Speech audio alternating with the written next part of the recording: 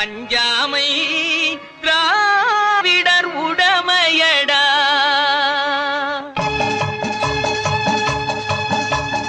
அச்சம் என்பது மடமையடா. அஞ்சாமை திராவிடர் அள்ளி வீசி இன்றைய தினம் ஆட்சி நடப்பிலே அமர்ந்து கொண்டிருக்கின்றார்கள். நிர்வாக திறமையற்ற விடியா திமுக அரசை கண்டித்து கழக பொதுச் செயலாளர் இந்த நாட்டில் நல்லாட்சி தந்த 4.5 ஆண்டு காலம் நல்லாட்சி தந்த நாயகன் புரட்சி தொண்டர் அண்ணன் எடப்பாடியார் அவருடைய ஆணைக்கிழமைய தமிழகம் முழுவதும் இன்றைய தினம் மனித ஆர்ப்பாட்டம் சிறப்பாக